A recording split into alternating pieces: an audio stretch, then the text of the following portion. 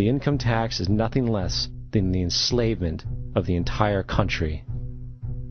Now, the control of the economy and the perpetual robbery of wealth is only one side of the Rubik's Cube the bankers hold in their hands. The next tool for profit and control is war. Since the inception of the Federal Reserve in 1913, a number of large and small wars have commenced. The three most pronounced were World War I, World War II, and Vietnam. World War I. In 1914, European wars broke out centered around England and Germany. The American public wanted nothing to do with the war. In turn, President Woodrow Wilson publicly declared neutrality. However, under the surface, the U.S. administration was looking for any excuse it could find to enter it. In a noted observation by Secretary of State William Jennings, the large banking interests were deeply interested in the World War because of the wide opportunities for large profits. It's important to understand that the most lucrative thing that can happen for the international bankers is war, for it forces the country to borrow even more money from the Federal Reserve Bank at interest. Woodrow Wilson's top advisor and mentor was Colonel Edward House, a man with intimate connections with the international bankers who wanted in the war. In a documented conversation between Colonel House, Wilson's advisor, and Sir Edward Grey, the Foreign Secretary of England, regarding how to get America into the war, Grey inquired, "What will Americans do if Germans sink an ocean liner with American passengers on board?" House responded, "I believe that a flame of indignation would sweep the United States, and that by itself would be sufficient to carry us into war." So, on May 7, 1915, on essentially the suggestion of Sir Edward Grey, a ship called the Lusitania was deliberately sent into German-controlled waters, where German military vessels were known to be. And, as expected, German U-boats torpedoed the ship, exploding stored ammunition, killing 1,200 people. To further understand the deliberate nature of this setup, the German embassy actually put advertisements in the New York Times telling people that if they boarded the Lusitania, they did so at their own risk, as such a ship sailing from America to England through the war zone would be liable to destruction. In turn, and as anticipated, the sinking of the Lusitania caused a wave of anger among the American population, and America entered the war a short time after. The First World War caused 323,000 American deaths. J.D. Rockefeller made $200 million off of it.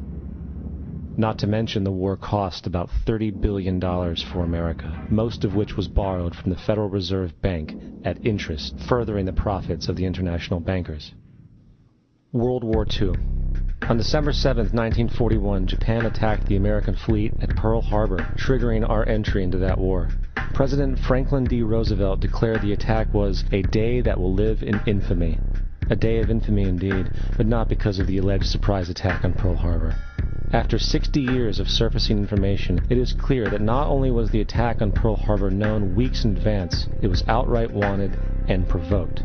Roosevelt, whose family had been New York bankers since the 18th century, whose uncle Frederick was on the original Federal Reserve Board, was very sympathetic to the interests of the international bankers, and the interest was to enter the war, as we've seen, nothing is more profitable for international bankers than war.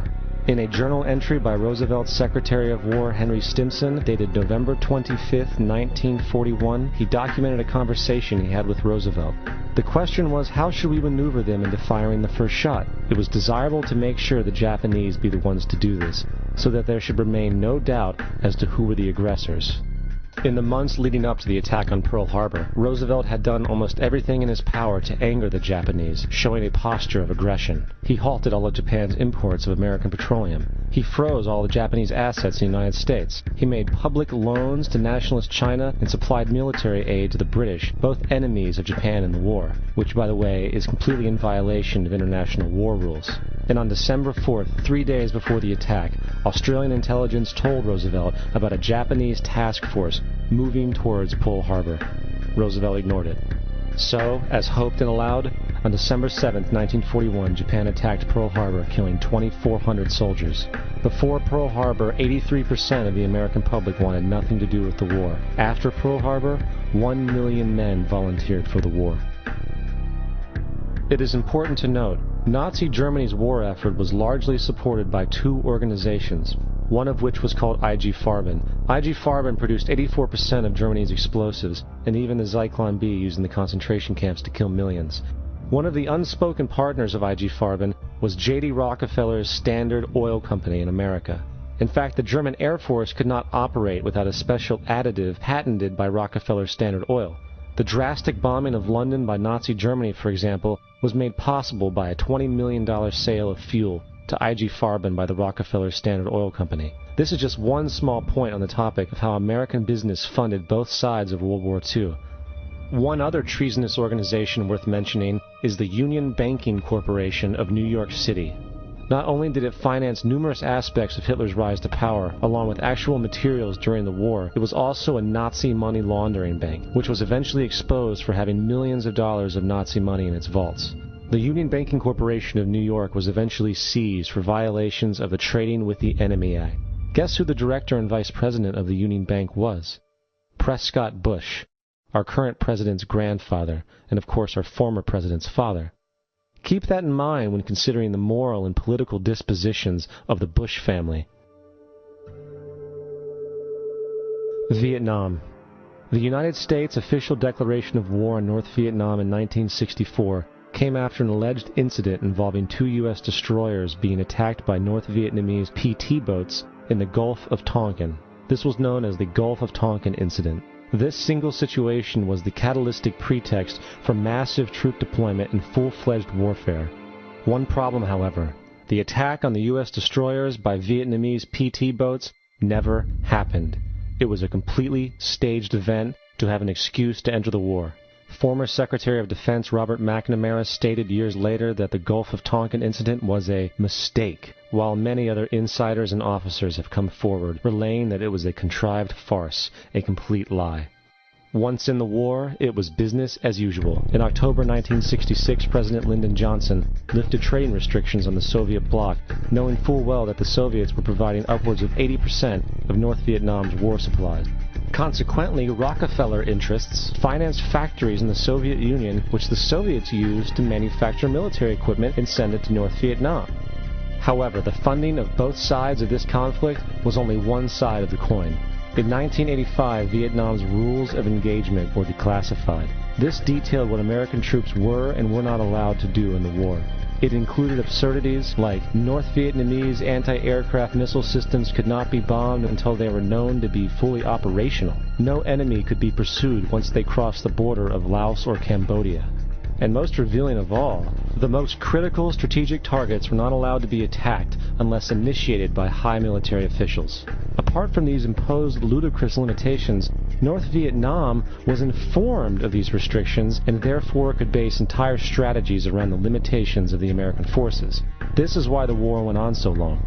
And the bottom line is this: the Vietnam War was never meant to be won, just sustained.